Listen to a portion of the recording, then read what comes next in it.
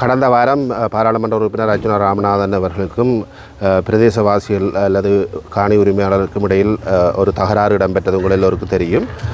அந்த தகராறின் அடிப்படையிலே கடந்த வெள்ளிக்கிழமை ஒரு பெண் விளக்கமறியலிலே மல்லாகம் நீதவான் நீதிமன்றினாலே வைக்கப்பட்டிருந்தார். அதே போன்று கடந்த திங்கட்கிழமை மன்றிலே முற்படுத்தப்பட்டிருந்த பாராளுமன்ற உறுப்பினர் ராமநாதன் அர்ச்சுனா அவர்கள் இன்றைய தினம் வரை மன்றினாலே விளக்கமறியலிலே வைக்கப்பட்டிருந்தார்.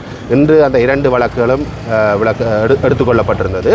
அந்த 2 வழக்குகளிலும் நான் அந்த பெண் சார்பிலே நீதிமன்றத்திலே ஆஜராகியிருந்தேன். என்னோடு கனிஷ்ட சட்டத்தரணிகளும் ஆஜராகியிருந்தார்கள்.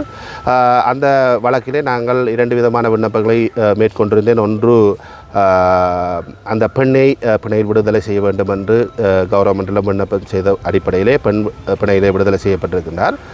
அதே போன்று ராமநாதன் அர்ச்சுனா அவர்களையும் விளக்கமறியலில் தொடர்ந்து வைக்க வேண்டும் என்ற விடயத்தை நான் கவர்மெண்டினுடைய கவனத்துக்கு கொண்டு சென்றிருந்தேன். மிக பிரதானமாக லைசன்ஸ் வழங்கப்படுகின்ற ஒருவர் எந்தவித குற்ற பின்னணியும் இல்லாத ஒருவராக இருக்க வேண்டும். அவருக்கு தான் லைசன்ஸ் வழங்க வேண்டும். குறிப்பாக கிரிமினல் வழக்குகள் இருக்கின்ற ஒருவருக்கு லைசன்ஸ் வழங்க முடியாது. இந்த அடிப்படையிலே இந்த நபருக்கு எதிராக பல்வேறு குற்றவியல் வழக்குகள் நடைபெற்று வருகின்ற காரணத்தினாலே இவருக்கு லைசன்ஸ் வழங்கப்பட்டிருக்க முடியாது. இவர் கடந்த காலங்களிலே பல்வேறு இடங்களிலே தன்னிடம் துப்பாக்கி இருப்பதை வைத்து பல்வேறு மிரட்டல்களை பொதுமக்களுக்கு விடுத்து வருகின்றார் என்ற விடயத்தை கவர்மெண்டினுடைய கவனத்துக்கு நான் கொண்டு சென்றிருந்தேன். அதே போன்று எத்தகைய ஒரு பாராளுமன்ற உறுப்பினர் வேறு பாராளுமன்ற உறுப்பினர்கள் பலரிடம் இவ்வாறான துப்பாக்கிகள் இருக்கின்ற பொழுதும் சமூகத்தை அச்சுறுத்துகின்ற விதமாக துப்பாக்கிகளை நீட்டுகின்ற செயற்பாடு வேறு எந்த பாராளுமன்ற உறுப்பினர்களாலும் அல்லது லைசன்ஸ் வைத்திருக்கின்றவர்களாலும் செய்யப்படுவதில்லை. இவர் ஒரு புதுவிதமாக சமூகத்தை மிரட்டுகின்ற பாணியிலே இந்த லைசன்ஸை பயன்படுத்தி துப்பாக்கிகளை நீட்டுகின்ற வழக்கத்தை கொண்டிருக்கின்றார் என்ற விடயத்தையும் இது நிறுத்தப்பட வேண்டும் என்ற விடயத்தையும் நான் கவர்மெண்டினுடைய கவனத்துக்கு நான் சுட்டிக்காட்டியிருந்தேன். அதே போன்று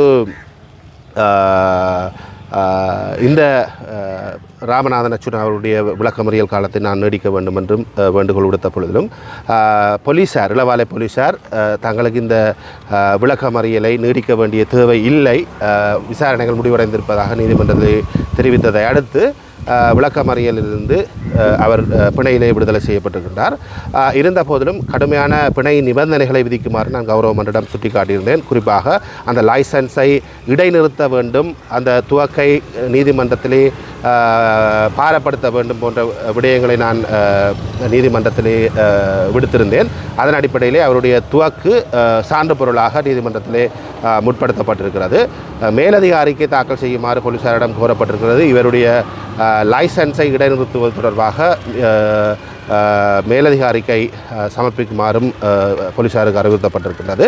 அத்தோடு இந்த வழக்கோடு சம்பந்தப்பட்ட முறைப்பாட்டுக்காரர்களை குறிப்பாக அந்த பெண்ணை அச்சுறுத்துகின்ற விதத்திலே இவர் எந்தவித செயற்பாடுகளிலும் ஈடுபடக்கூடாது என்ற விடயத்தையும் கவர்மெண்ட் சுட்டிக்காட்டுகிறது.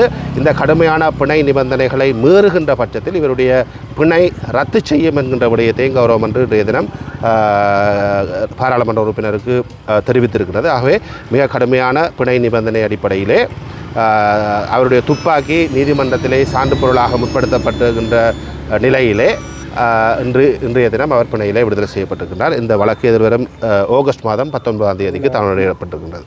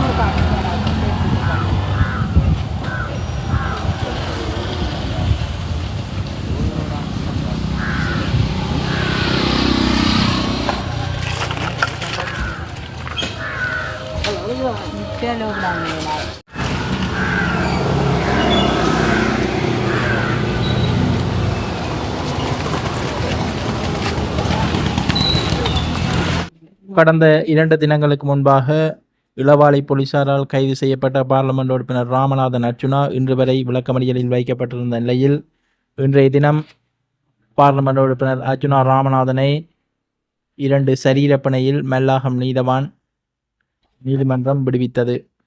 அத்துடன் அர்ச்சுனாவுடன் முரண்பட்ட சக பெண்ணையும் பிணையில் விடுவித்தது.